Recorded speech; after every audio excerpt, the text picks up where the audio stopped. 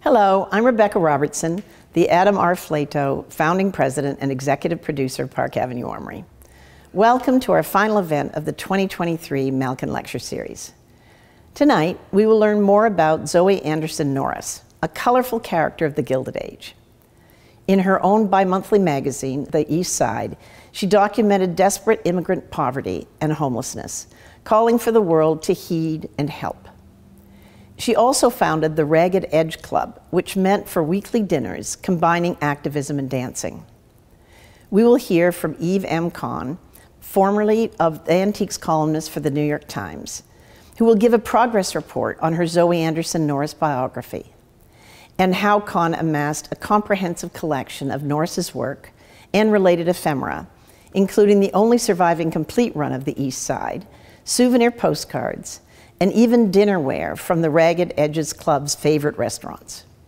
The collection was exhibited in spring of 2023 at the Grolier Club in Midtown, earning acclaim from publications such as The New Yorker. Now please enjoy the program.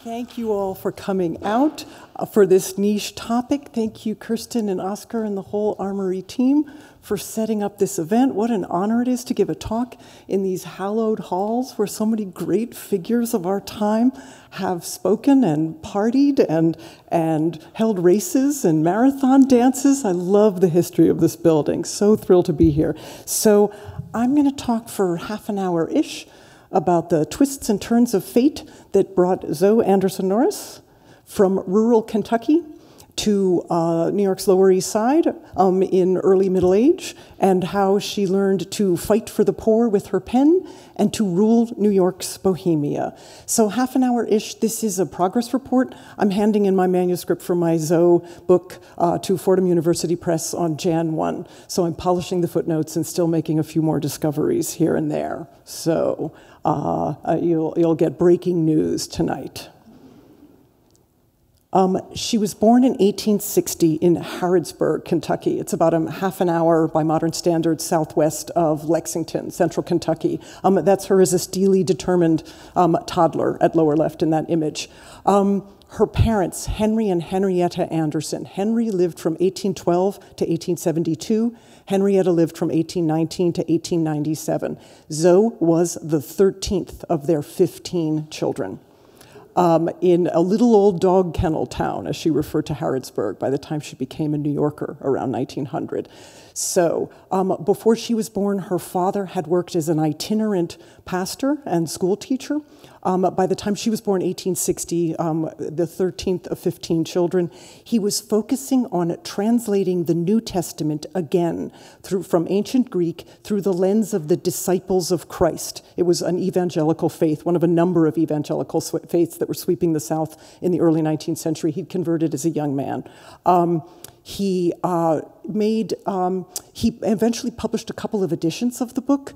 It's still considered a scholarly achievement. It remains in print, particularly an achievement coming from a country pastor like Henry, who had no major congregation or institution backing him. But he never made any money at it. There was a flood of cheap Bibles after the Civil War that he couldn't compete with. Zoe grew up at what she would later describe as the ragged edge of poverty. So you can see a couple of the editions of the book at top left in this image. I own modern reprints so bad that they spell Henderson instead of Anderson as his last name on the cover. Henry and Henrietta were both very well educated. Henry was fluent not only in ancient Greek, but also in Hebrew and Latin. That level of erudition was only possible before the Civil War because enslaved black people did much of the hard work around Zoe's family's homes. At the beginning of my book, there's going to be a tribute page along these lines. I have excavated as many names as I can find of the people enslaved by branches of her family in Kentucky, Missouri, and Virginia. Her nuclear family didn't enslave anyone. They couldn't have afforded to, but there were branches of her family that did.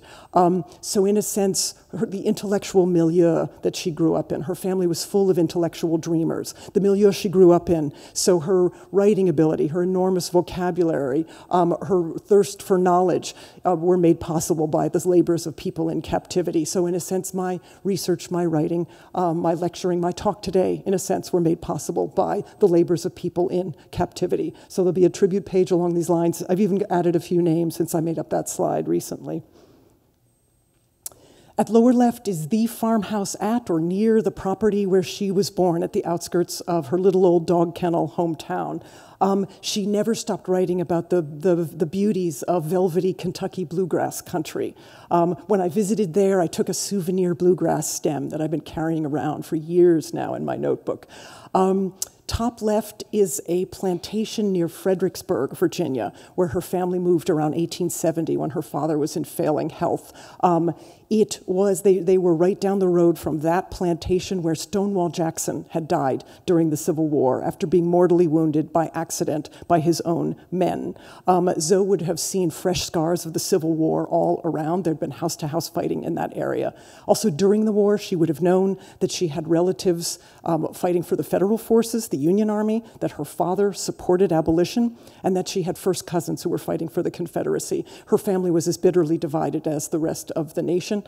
Kentucky was a border state, right? And so there were divided loyalties even from farm to farm where she grew up. These are a few of her 14 siblings and their spouses. I won't go into any salient detail about them this evening. It would take up the rest of our time. Suffice it to say that a number of them became portrait painters and ran photography studios. It was a creative, entrepreneurial family bent on documenting the world, but Zoe is the only member of the family who took up writing, who published any books, who followed in her father's footsteps of putting anything in print. After her father's death in 1872, she was sent to an elite girls' boarding school in her little old dog kennel hometown. It's a gorgeous neoclassical building. It survives. It's a luxury hotel, and it's full of memorabilia from when it was Zoe's school, Daughters College, it was called.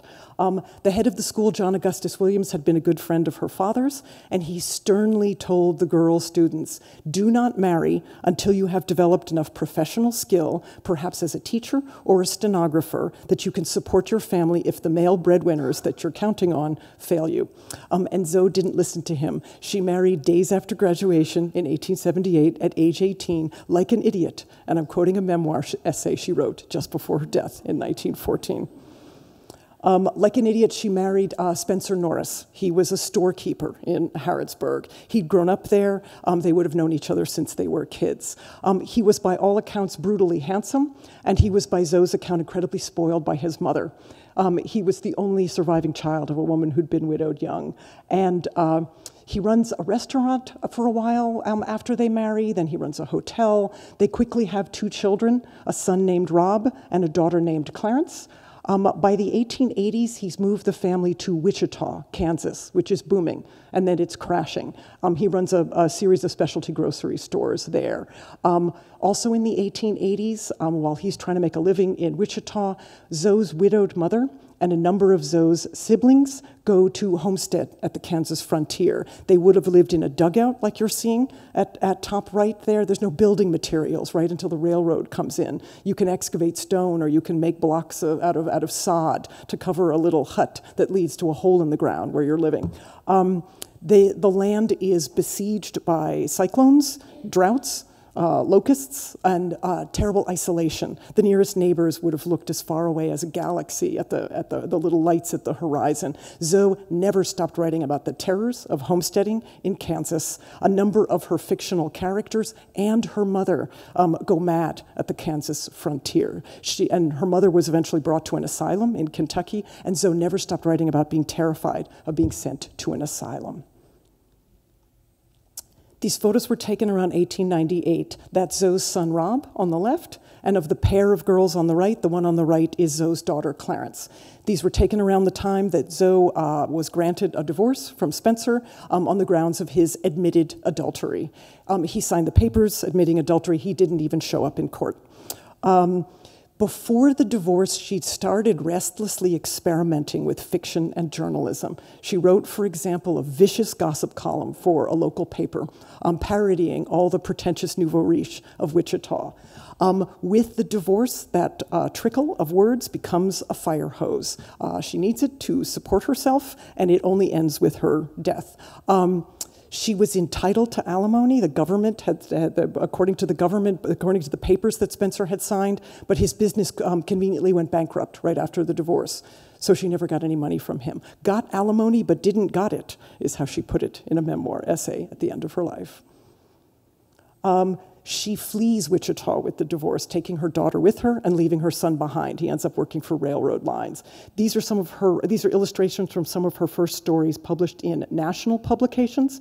On the left, that's a photo of her that appeared with a short story she wrote about a Kansas cowgirl who's killed by a tree bough felled during a cyclone. The girl had been trying to protect her impractical British lover from the incoming storm and gets killed. The center image of Zoe was from her travelogue about visiting Colorado and sitting on the porch of the hotel and hearing a man dismiss Southerners like her as inherently lazy. So she decided to prove him wrong by climbing Pikes Peak, wearing nothing but thin silk slippers on her feet, and bringing back down the torn apart shoes to the hotel as evidence of her achievement. And on the right, that's an image from a short story she wrote about a woman living in Kansas who hates her mother-in-law back in the South, but is dutifully writing a letter inviting the mother-in-law to spend time with them over the summer in Kansas, dreading the experience, and tears up the letter and never sends it. This is apparently based on Zoe's actual bad relationship with Spencer's suffocating mother. 1899, 1900, Zoe and Clarence travel widely in Europe, and Zoe sends home a fire hose of fiction and journalism. On the left, that's from a short story she wrote, and there's nothing she wrote virtually that's not autobiographical. On the left, that's an image from a short story about an American woman writer traveling alone in Europe and flirting with a handsome Scotsman on a ferry crossing the English Channel, and he tells her to stop taking notes all the time, but she can't. The central image is from a short story about an American woman traveling alone in Switzerland and realizing that there's a Swiss woman sitting by the window at the hotel who is hopelessly waiting for her lover from Kentucky to come back for her. He'd promised to come back from her. And the American visiting finds out that that man is married and has children back in Kentucky and is never coming back to the Alps. And top right, that's a photo Zoe took to illustrate a travelogue she wrote about going to the World's Fair in Paris in 1900. On the fairgrounds, her daughter Clarence meets a handsome Brit named Harold Morris, who's billed as a fabulously wealthy silk tycoon, but he's actually a deadbeat gambler, adulterer. And just as Zoe had married disastrously as a teenager, Clarence proceeds to marry disastrously as a teenager. Clarence and Harold quickly have a son, lower right, named Robert Morris, and Clarence ends up stuck in London for years, trying to get out of Harold's clutches to get custody of her son and get back to the States. By 1901, Zoe lives in New York, and she basically never leaves again. And she writes a constant fire hose of words about freelance women writers in New York trying to eke out a living. On the left is an illustration from a short story about a woman who has typed so many stories that magazines reject, she has deformed her thumb. And a suitable suitor comes to rescue the woman at the end of that story on the left. The story on the right, it's a woman writer who is more successful than her writer boyfriend. And he calls her work trite, depressing, fashionable, and he storms out in a fit of jealousy at the end. Zoe wrote a lot of stories about love, maybe 2/3 of them end happily. Unlike her own fate in love, give us something cheerful, the editors would insist, and she would try to comply. In 1902, she reaches her first peak of literary fame. She publishes a novel, The Color of His Soul. It is about a woman writer from the South named Dolly who lives in Harlem. And she becomes fascinated by a neighbor named Cecil Malkin, who's a charismatic socialist orator. And he preaches sympathy for the wage slaves of the world. And Dolly decides to meet some of these wage slaves. And she goes down to the Lower East Side, and she begins to interview icemen and chorus girls and seamstresses. And she meets a seamstress teenage girl who's pregnant. tries to take care. Dolly tries to take care of this girl. The girl dies in childbirth, and of course, the man who got her pregnant is unmasked as this hypocritical, predator, womanizing socialist orator, Cecil Malin. The color of his soul is very, very ugly. So, the novel debuts to rave reviews in early 1902, and an actual hypocritical predator socialist orator that Zoe knows, named Courtney Lemon, surfaces and says, I'm obviously the role model for this horrible character, Cecil Malin. He threatens lawsuits, and Plunk and Wagnalls is a quite conservative publisher, and they yank the book from the market. Zoe eventually republishes it with a less prestigious publishing house, but it's a devastating blow to her career. Threat to pretty girl novelist was one of the headlines during the legal wranglings. She's 42 and a grandmother when she gets called a pretty girl, but I suspect it bothered her less than you might think, because by 1902, she shaved 5 or 7 years off of her age. She eventually shaves a full 10 years off of her age. Her birth year grows with every passing year. She even tells lies to the census taker. So at the bottom of the title page, you may be able to just make out the initials JKB. That stands for John Kennedy Bryans, who illustrated the cover and the title page of her first novel. Jack Bryans, he's known as. He soon becomes Zoe's second husband. He's 12 years younger than she is. I don't think he ever knows her real age. He is a prolific artist of silhouettes, mostly comics, for newspapers, periodicals. He puts them on postcards.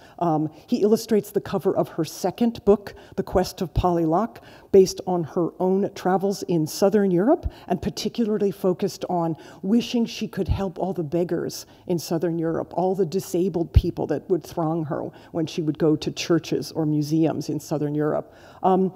Jack Bryans also illustrates a book for a black author and pastor that Zoe and Jack become good friends with, named James Carruthers. Zoe and Jack have a lively friend circle, but the marriage seems to deteriorate quickly. Zoe begins to write in her fiction and journalism about how boring it is to sit around and watch a humorist try to be funny all day long. And also how creative, successful freelance women get drained by their less creative, less successful freelance husbands. I don't think they ever formally divorce. I can't find any record of it in the city. The municipal archive has no record of a formal divorce. And there's one short story she writes about a woman who runs into her long estranged husband on the streets, and he says, do you want to finalize that divorce finally? And she says, no, I don't want to be vulnerable again. She looks him dead in the eye and says, I have bad taste in men. I don't think they ever formally divorce. By 1904 or so, her daughter Clarence and grandson Robert managed to get out of London, and they want to move in with Zoe in New York. Jack refuses to live with them. He hates children. I've got this in black and white. He hates children, and Zoe kicks out him and welcomes home her family. 1905, 1906, she supports the family with a fire hose, particularly of newspaper journalism. She walks the perimeter of Manhattan for the New York Times, and she writes down hauntingly memorable details like a pushcart lying on its back with its empty arms imploring the heavens. She sees little kids with sacks on their back that are full of kindling. They're unsupervised at the waterfront. They're picking up bits of wood that can be used to heat their families' tenement homes in the winter. The New York Sun sends her out to interview all the most prominent zoo animals in town. She brings her business card. She makes formal appointments with them. And the tortoise complains, all anybody wants to know is how old I am. And my wife particularly hates that question. And the hippo tells her, I can't even open my mouth anymore without making a sensation. I hate all this unwanted attention. And she tells the hippo, you're just lucky you're not a female journalist, because then when you open your mouth, you really get in hot water. She goes to interview Louis Comfort Tiffany's staff, the guy who did this gorgeous, parts of this gorgeous room all around me. She goes to interview Tiffany staff people because she gets curious, did men or women pose for the angels in the stained glass windows? And the workman there gives her a cagey answer, but sort of leaning towards that women posed, and he gets in a lot of trouble because in the misogynist Gilded Age, nobody wanted to think about women posing for the angel Gabriel or the archangel Michael. So For the New York Sun, she writes a series of short stories about feuds that had broken out in her little old dog kennel hometown, 12 Kentucky Colonel stories. She collects it into her third book. Some of them are based on real feuds that I can find documented in newspapers, archives. We're talking generations of men murdering each other in broad daylight and getting away with it because it was an affair of honor, or Anna, H-O-N-N-A-H, as the characters say in heavy dialect in this book. And then some of them are obviously imaginary. One story, there's a bitter feud. Two clans try to exterminate each other because one man's mother-in-law was injured in the arm by accident during a gunfight. It's a bitter feud. It goes on for decades. And at the end of the story, you find out, of course, the reason the feud is so bitter is that that man hated his mother-in-law, and he wanted her killed outright instead of simply wounded. Nothing, Zoe wrote, does not have a strong streak of autobiography. 1907, 1908, she focuses more and more on reporting from immigrant neighborhoods, mostly on the Lower East Side, but also in East Harlem. And her heart breaks to see the conditions. There are little mothers, little fathers of these neighborhoods. Those are the 3-, 4-, and 5-year-olds who it's simply accepted are staying home with their infant siblings. These are kids pushing baby carriages who can barely see over the handles. Zoe's heart breaks to see these kids. She takes pictures of them. Those are her pictures at top left of these kids. But she also comes to admire the resourcefulness of the poor, the joy they can find within the constraints of their circumstances, that they can turn a doorway, a stairwell, into a thriving pickle stand. That's her daughter Clarence, lower left, and the boy at the right in that row is Zoe's grandson, Robert Morris.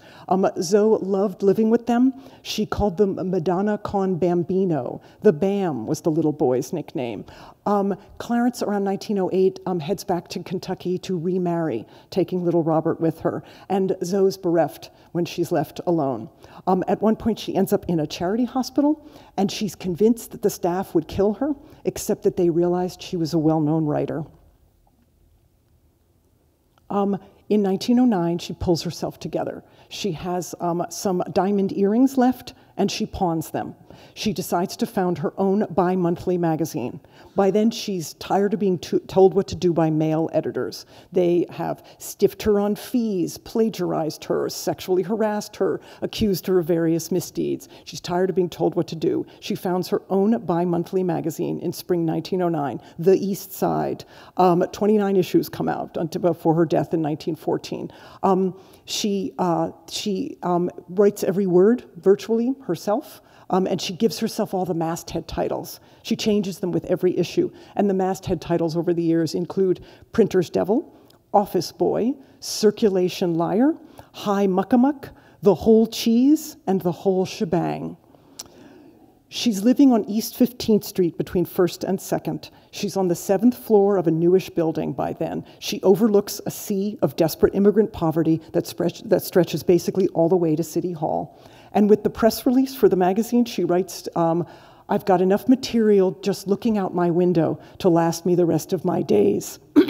She writes about the telephone line man shimmying up the pole, risking his life, handing out wires. And she writes about little barefoot girls who are dangling from the fire escapes across the courtyard because they're trying to help their parents with the chores. They're trying to help wash the windows.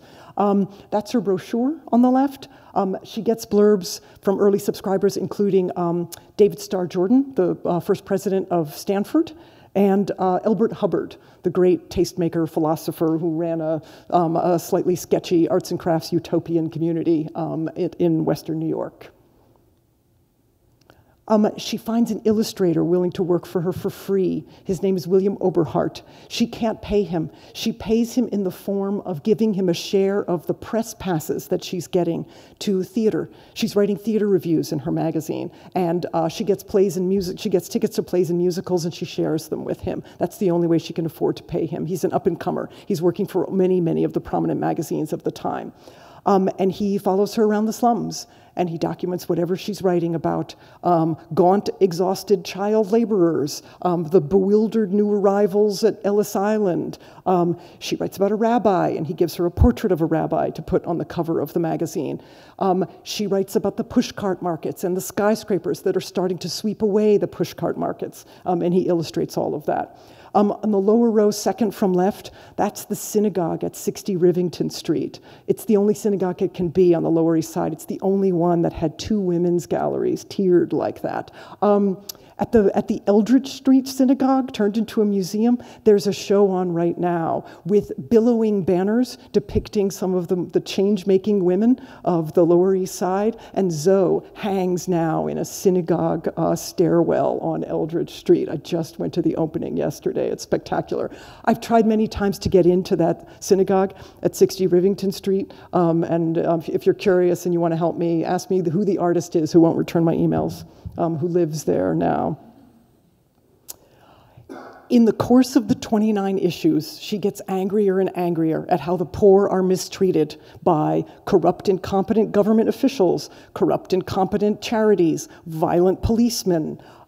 She begs for basic government reforms.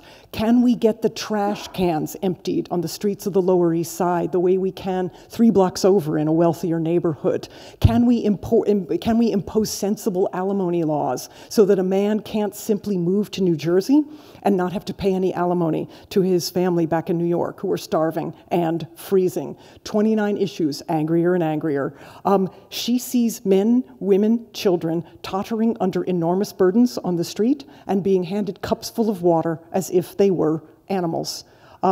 She sees men trudging through toxic muck in factories. She goes to interview the families of the teenage girls who had been killed in the Triangle Shirtwaist Factory fire.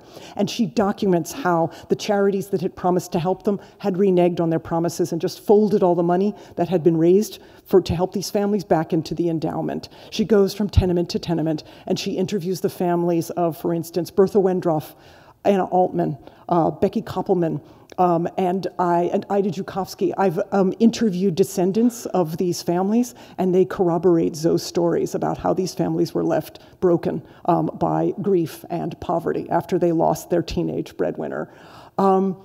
Zoe writes about peddlers getting in spats, trying to control a particular corner on the curb that was well-trafficked.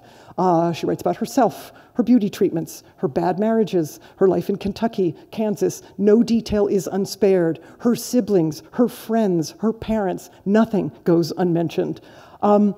She wants to viscerally experience what it's like to be desperately poor. So she goes out and begs. She pretends to be homeless, and she also pretends to simply be blind, but have some place to live. At right, you're seeing her wrapped in a checked shawl, playing the accordion with a cup attached to the instrument for begging. She sees rich people walk right past her as she plays, and then she sees other beggars give her money. The bootblack gives her money. One of the few songs she can play on the accordion is My Old Kentucky Home. She does not make a persuasive immigrant begging musician, but she writes about how badly she's reported undercover in her own magazine. At lower left, that's an image that appeared in a nationally syndicated profile of her. She became known as one of the few women to choose to live in the slums and to document the experience. Over her typewriter, you might just be able to make out there was a sign, "This is my busy day." She constantly wrote about the physical act of typing and writing and trying to make money at it. One of her best poems, I have copies for all of you as souvenirs this evening, is called The Song of the Typewriter. And the refrain is now, "Work, damn you, work." So she wrote about writing, and then she was written about for writing about writing, and then she wrote about being written about for writing about writing. So I stand before you this evening writing about a woman who wrote about being written about for writing about writing. There's lots of layers here. She's one of literally hundreds of dreamers in her time who found a little, about 4 by 6 inches magazine. There's hundreds of them. They're all underfinanced, understaffed, and told from the strong viewpoint of one editor or owner. They're mostly run by men. Zoe's one of Zoe's few female counterparts was Emma Goldman, the great firebrand anarchist. Emma Goldman ran Mother Earth magazine a few blocks from where Zoe lived on East 15th Street. But Emma Goldman took contributions from multiple authors, and Zoe wrote virtually every word herself. They all charge about the same. 10 cents per issue, $1 a year, $10 got you a lifetime subscription. Zoe would list you as a life preserver if you sent her $10 alongside her ever-changing masthead titles. These magazines are like blogs. They would insult each other and then retort, but there's a long time delay, between the insult and the retort. So the guy who ran the magazine at lower left, the Open Road, Bruce Calvert was his name, he thought Zoe was a fool, he wrote, for living in cities, underworlds of darkness, unhealthful and dangerous. And Zoe wrote back to him basically, Bruce Calvert, you can have the countryside. I grew up out there. Everything I need by way of countryside is in New York. I've got the rivers of humanity flowing between the stone boulders of the skyscraper, veined in gold with the windows reflecting back the fire of the sun. And the snows of Central Park, and the cedars are so much better than anything you'll find on any mountaintop because they're kept company by the apartment building windows, the lights in the apartment buildings around the perimeter of Central Park. Bruce Calvert, I grew up in the countryside and you can have it. All I ever got there was poison ivy. Even while she's begging for basic government reforms in every issue of all of the 29 issues, she doesn't want to be pigeonholed as a shrill reformer, and she wants to draw people unwittingly into her cause and get more subscribers. So every Wednesday or Thursday at a different New York restaurant, she has a blowout dinner party for a group that she organizes, which is intentionally disorganized, called the Ragged Edge Klub, with a K.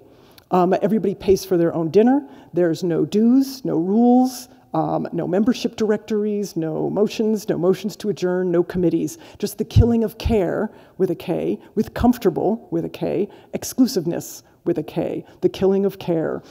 She writes about the Ragged Edgers, or the Edgers as they're known in her magazine, in detail. She gives biographical details. They're fascinating. They're physicians, lawyers, musicians, artists, reformers, people, just businessmen, just curious about life on the Lower East Side. She gives details about them, and often when I go to research them in depth for my book, I realize, oh, that's not their real name. They've changed their name. They're on the run from a scandal back in their conservative hometown. They've reinvented themselves in New York. They're immigrants, just like Zoe. She's a friend who calls herself Catherine Stuyvesant Van Ness Roberts, but her real name is Mabel Tinley, and she's a con artist. Fascinating people. There's no paperwork for the Ragged Edge Klub except Zoe's little card invitations. And there's no RSVP required. It just said, kindly put the humble hostess wise. The Ragged Edgers dance like dervishes. They dance between meal courses. They don't wait till the end of dinner. And some of the music they dance to is provided by a staff pianist, a black composer, pianist, a ragtime specialist named Harry Huggs. I found some of his gorgeous Art Nouveau sheet music on file, copyrighted at the Library of Congress. This is a fraction of my collection of other sheet music composed and performed by Zoe's friends in the Ragged Edge Klub. At the end of my talk tonight, there's going to be a little musical dessert, which is just a few minutes of samplings from the songs that the Ragged Edgers composed, sang, played. You see a recurring image of a woman with great hats, great hair, like a cameo shot. That's Libby Blondell. She was a good friend of Zoe's. She was a vaudeville star. That's not her real name. Bluestein was her first husband's real last name. Sometimes Libby put an E at the end of Blondell, and sometimes she didn't, because it didn't matter. It was a fake name anyway. At the bottom, you see there's choreography for a golden grain dance. That was published by Zoe's friend Louis Shalif. He was a Russian immigrant. He was the dance master of the Ragged Edge Klub. He ran a dance school on 57th Street right near Carnegie Hall called the Temple to Terpsichore. The Edgers had to learn all the latest moves, including the airship quadrille, the tarpon squirm, and the banana peel slide. The banana peel slide required a yellow sheath gown with a high slit up the hip and white tights underneath. This is a fraction of my collection of postcards depicting the restaurants where the Ragged Edgers dined, mostly on the Lower East Side. They went out to the shore. They went out to Coney Island, Brighton Beach in the summer times. In the center image, that's the dining room at a restaurant called Joel's Bohemia, right near Times Square. It's a god-awful Irish pub. My husband will be just finding out that I spent, right this evening, that I spent $25 for fries and seltzer at the awful, but I have to be where Zoe has been. At Joel's Bohemia, they had portraits of the regulars on the wall. I bought that postcard on eBay, having no idea until it came, and I studied it more closely. Oh my God, when you blow it up to the absolute maximum magnification, one of the portraits on the wall is Zoe Norris with a big dramatic black feather in her hat at the left of this image. That's the kind of fixture she was of New York nightlife. I also collect cutlery, glassware, and china from the Ragged Edgers' favorite restaurants because there's nothing that brings you closer to the feeling that you're in the room with the spirit of the person that you've been researching, writing, lecturing on for 5 years now than to hold a pickle fork in your hand from a restaurant you know they dined at, a powerful talisman. I've snuck in a wine siphon from Little Hungary restaurant at the top of this image. That was on East Houston Street. I snuck in a bottle of bourbon made by one of Zoe's relatives back in her little old dog kennel, Kentucky town. The only restaurant where the Ragged Edgers dined that survives is Keen's Chop House. Near Herald Square.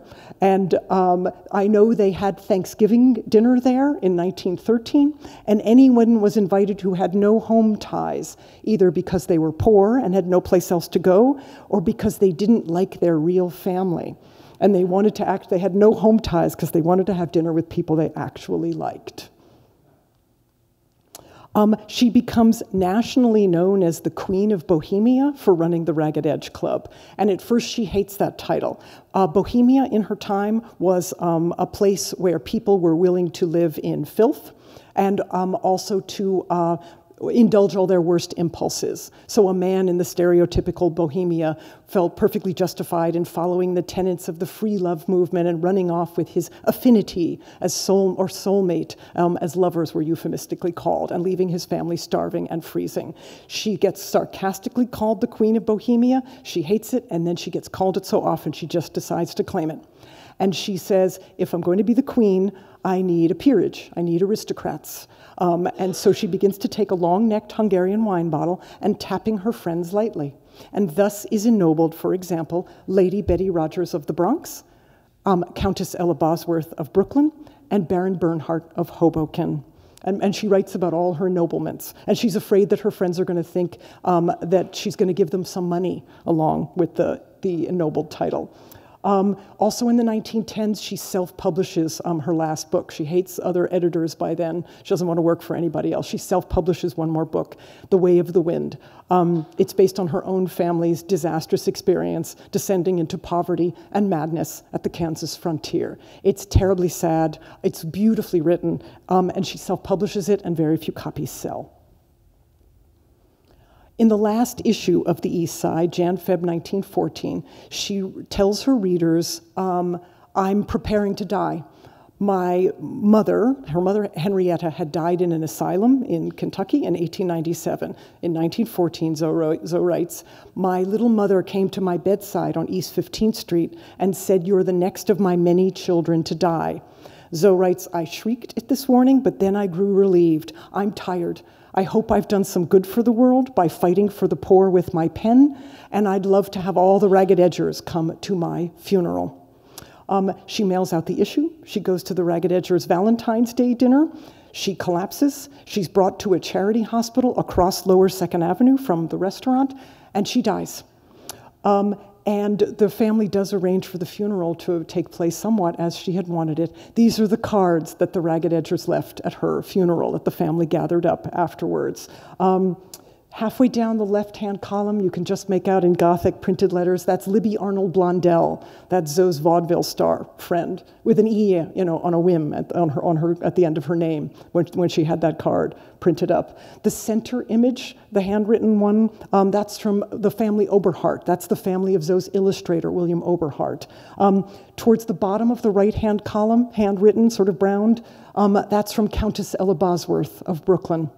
And at the top, with a black rectangle on it, that's a card that Zoe's friend Jack McPike, he was a cigar dealer from Missouri. He was called the Prince of McPike. That's a card he sent out right after her death, hoping to keep the Ragged Edge Klub going after her death, and it lasted about another year or so. The news that the Queen of Bohemia had accurately predicted her own death made their illustrated obituaries headlines in hundreds of newspapers nationwide. She wanted to be buried in New York. She wanted her hearse to travel between the boulders of the skyscrapers and follow the rivers of humanity to some New York cemetery. But her family had her buried in the family plot in her hometown instead. The cemetery is on a sleepy side street.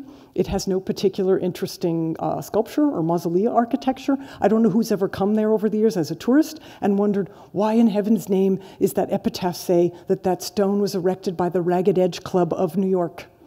You'll notice it has her exact death date on it, but there's no information about her birth year, right? So even in the afterlife, her friends are protecting the secret of how old she actually was.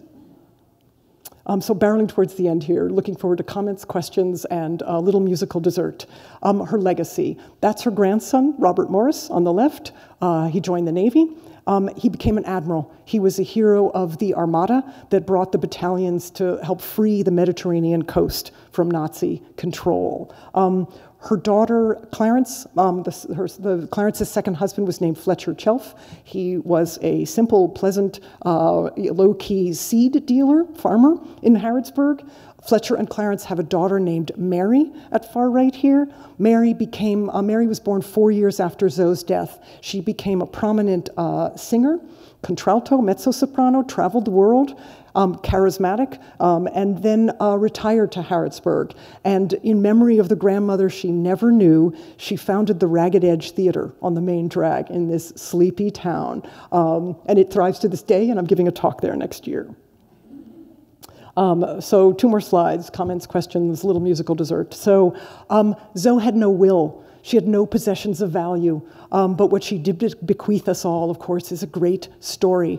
I own more of her work in print than she did, I suspect, and I'm constantly rereading it, and I'm constantly finding another autobiographical detail buried in one of her stories, and I realize that she definitely wants to be written about, for writing about being written about, for writing about writing, and trying to right the wrongs of the world. So, last slide. I tracked down her illustrator, William Oberhart's family in rural Maryland. He went on to enormous fame. He's the man that the Society of Illustrators would bring in to illustrate the new president of the society. He illustrated the first covers of Time magazine in the 1920s. The family had an entire attic full of his archive, and they were persuaded to donate everything, bless them, to New York Historical Society.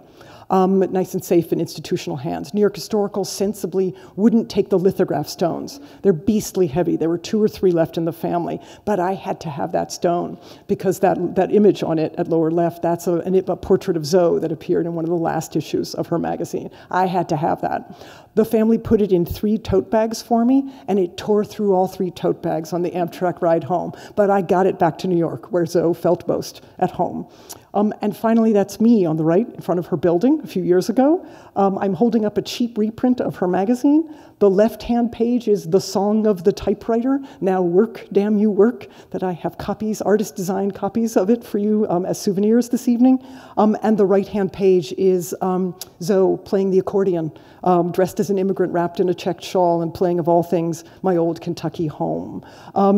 The photo was taken 4-ish years ago, and I went back 6, 8 months later, something like that. I weasel my way into the buildings where I know she lived. I tried to do it honestly as a historian. Dear building agent, please let me in. I'm, obsessed with a famous person who lived in your building. Nobody ever answers those emails. The only way to get into these places is to go on Street Easy and pretend to be renting an apartment for my daughter.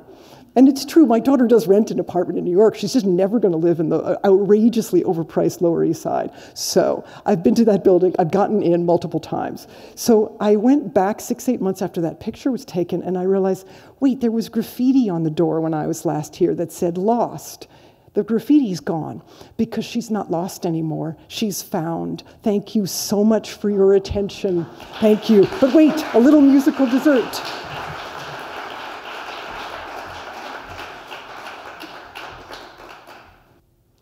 These are all songs composed or performed by Zoe's friends in the Ragged Edge Klub, with a K.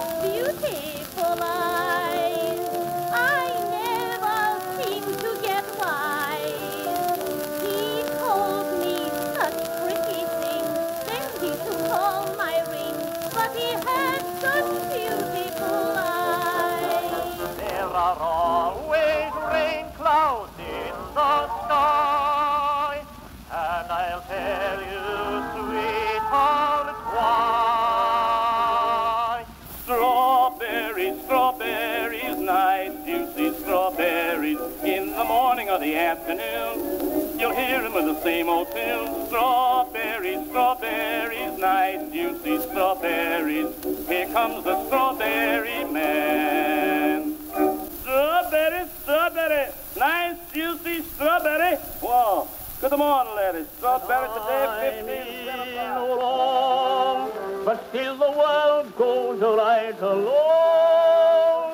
If you knew how much I love you, perhaps you'd hear my song. Whatever we are or whatever we'll be, at home or afar on the land or the sea, there's no brighter star though of humble degree, and no one his name recalls.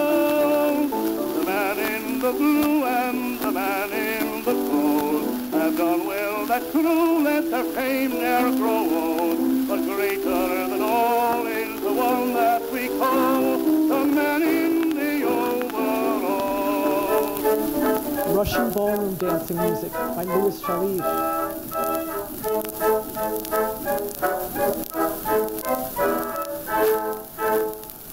And one more. You'll find your sweetheart and marry by and by, but you can't stop me from loving you, so please don't cry.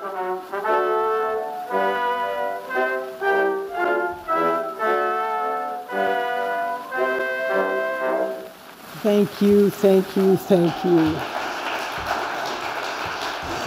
We have time for some questions, Kirsten? Yes? Questions. Oh, and speaking to they're going to bring around a mic. I'm wondering why I've never heard of her, because she was obviously very prolific, and there were other, like, when you showed the Dugout House, I thought of my Antonia and of Willa Cather, but I've never heard of her. So I'd like to know more about why, for some reason, we don't know her name. So she died suddenly. She had no time to prepare her legacy in any way. She was estranged from her son by the time she died. He was back in Kansas or Missouri working for railroad lines. Her daughter was married to a seed company owner in a little old dog kennel hometown.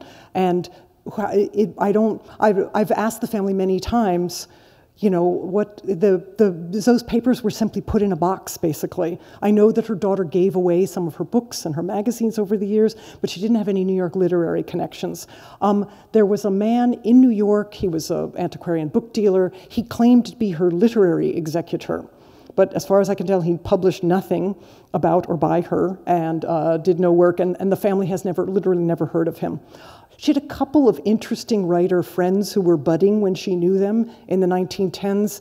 One of them served in World War I and was mustard gassed. He survived, but he never regained his health. And would he have written, she had a number of friends who ended up overseas. Would they have written about her if they hadn't been damaged in wartime? I'm not sure.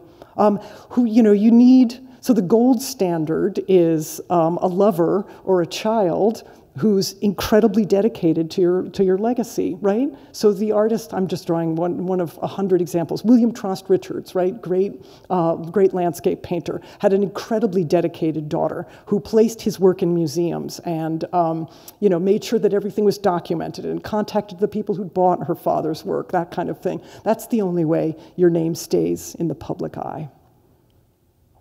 So following on that, how did you know about her and become interested in her to write about her?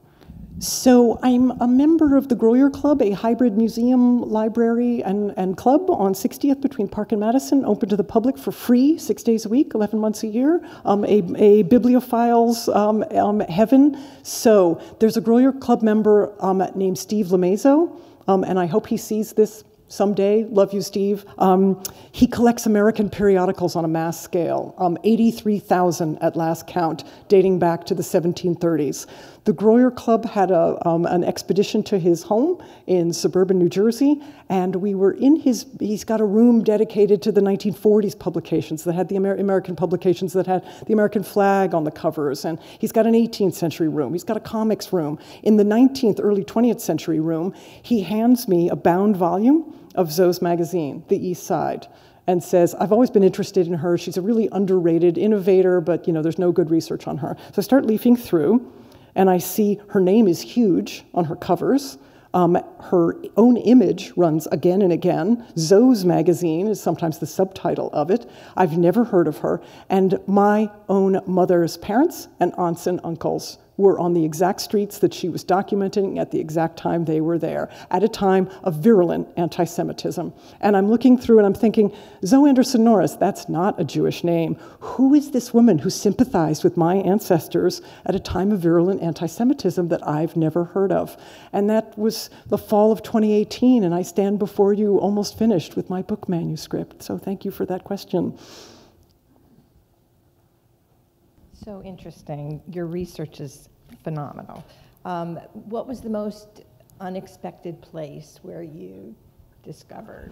So you just never know. You might as well send an email to, great-grandchildren of somebody or of that knows somebody that whose ancestors knew somebody that you're interested in. You should never, never, never be shy about calling descendants, emailing descendants, and emailing institutions. So Zoe knew a number of pack rats. So I kept emailing institutions that, there was a Columbia professor who saved every receipt. No, nothing. I know he came to her parties. Nothing there, nothing there.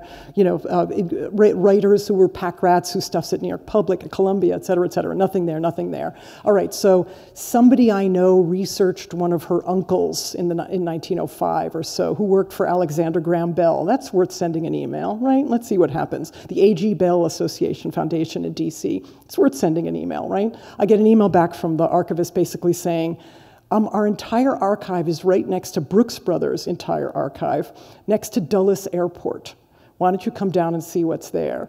And he pulls out like 6 boxes of material. Alexander Graham Bell sent out a researcher to document one of Zoe's uncles who ran a school for the deaf in Western Kentucky in the mid-19th century. And flukishly, this woman drafted a book. She interviewed dozens of Zoe's family's friends and Zoe's relatives and her family friends. There's 6 boxes, and it's packed. It's got photographs, and her father was at the periphery of this, but there's page after page after page of description of him, talking about what an intellectual dreamer he was, talking about how her family was full of intellectual dreamers. Just a complete fluke that one pack rat of the 10 pack rats whose stuff I tried to track down had this mass of material about her. Maybe one more question, anybody? Is she known in Europe as part of her travels in any way? No, not that I could find. No. She, if she was remembered, it's because some of the people that she met on the road, she wrote about them and made fun of them. If anyone remembers her, it's the descendants of a guy who was staying at the boarding house with her in Paris in 1899, 1900. And his French was so bad that he knew enough to get a haircut started, but not enough to tell the barber to stop. And he came back to the boarding house with a buzz cut, and Zoe wrote about it, and it went viral, the 1900 equivalent of viral, and he was so mad at her. Someday I'll meet his descendants on the road, and they'll say, that's the woman who humiliated my teenage great-great-grandfather. So thank you for asking. Well, Eve, we all look forward with bated breath for your book. Thank you so much. Thank you, everyone. Yeah, that was fun. Thank you all so much. That was fun. Good night. Good night.